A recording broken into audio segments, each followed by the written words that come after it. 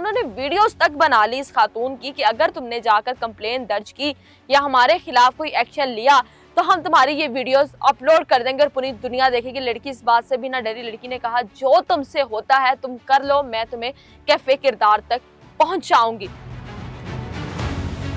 बात करने वाले लाहौर में पेश आया चूंग के इलाके में एक ऐसा अनोखा वाकया कि आज तक ना तो सुना और ना ही इस बारे में कभी ख्याल आया कि इस तरह की भी वारदात या इस तरह का वाकया पेश आ सकता है, और वो भी लाहौर के इलाके में।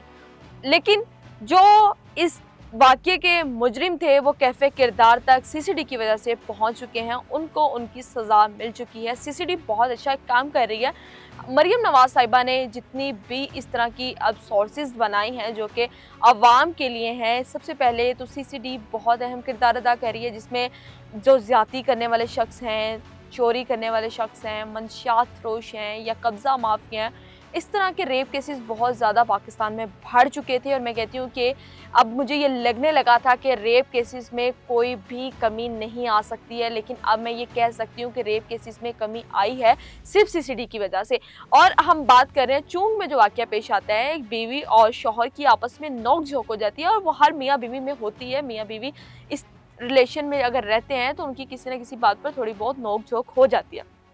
बीवी घर से नाराज़ होकर पैदल चलती हुई चूंग के इलाके में किसी सुनसान जगह पर पहुंच जाती है, और शौहर उसको मनाते मनाते पीछे पहुंच जाता है और वो वहां पर बैठकर बात करने लगते हैं। शौहर तो अपनी बीवी को मनाने की कोशिश कर रहा होता है, लेकिन हम बात कर रहे हैं इमरान नामी शख्स की। वो इमरान जो कि इस केस का, इस चीज़ का, इस वाक़ये का मास्टरमाइंड है। ये 4 लोग मुलविस थे, लेकिन 3 पहले ही इनकाउंटर में मारे जा चुके हैं, और उसके बाद अब अगर हम इमरान की बात करें तो इमरान भी कसूर में हलाक हो गया।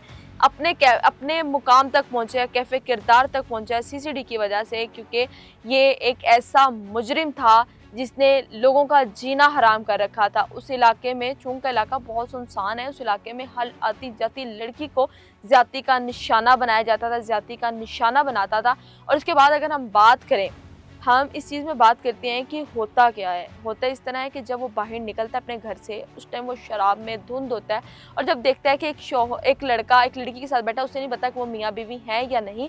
और बाद में वो अपने दोस्तों को बुलाकर छुरियाँ चाकू लेके आके, कुल्हाड़ियाँ लेके उसके शौहर को बरहना करके, उसके ऊपर कुल्हाड़ी रख के उसके सामने उसकी बीवी के साथ ज़्यादती करता है, उसको ज़्यादती का निशाना बनाता है, और बाद में उसके दोस्त बारी बारी उस खातून को ज़्यादती का निशाना बनाते हैं। लेकिन यहाँ पर खातून बहुत मजबूत निकलती है। उसने नहीं कहा कि माशरा क्या कहेगा, ये लोग मुझे क्या कहेंगे। उसने अपने शौहर को मनवाया कि मुझे जाकर पुलिस में कंप्लेन करनी चाहिए और हमें ये कंप्लेन करनी है। उन्होंने वीडियोस तक बना ली इस खातून की कि अगर तुमने जाकर कंप्लेन दर्ज की या हमारे खिलाफ कोई एक्शन लिया तो हम तुम्हारी ये वीडियोस अपलोड कर देंगे और पूरी दुनिया देखेगी। लड़की इस बात से भी ना डरी। लड़की ने कहा जो तुमसे होता है तुम कर लो, मैं तुम्हें कैफे किरदार तक पहुंचाऊंगी।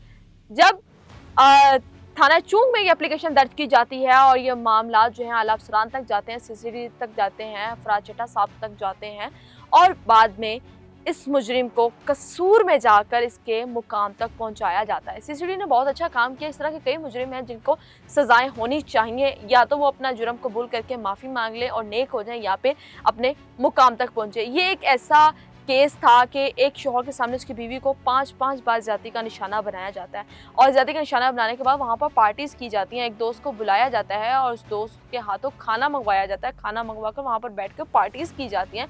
एक औरत की ज़िंदगी बर्बाद करके पार्टीज़ करने वाले शख्स अपने मुकाम तक पहुँच गए।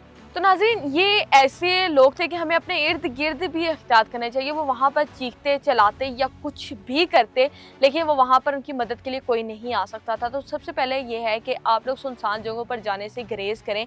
अपने घर बता कर जाएँ कि आप कहाँ पर जा रहे हैं, किस लोकेशन पर मौजूद हैं। और एक खातून को तो रात के उस पहर इस तरह के सुनसान इलाकों में जाना ही नहीं चाहिए। लेकिन जहाँ तक मेरा ख्याल है कि ये मामलात में कमी आएगी और हमें अपनी एहतियात खुद करनी चाहिए, हमें अपने इर्द गिर्द देखना चाहिए। मेरा हर बार यही सवाल है कि अगर आप देखें कि आपके इर्द गिर्द क्या हो रहा है तो मेहरबानी करके ये हाथ जोड़े आप लोगों के सामने, आप उस खातून की या उस शख्स की मदद को पहुंचे जो कि आपकी मदद का हकदार है।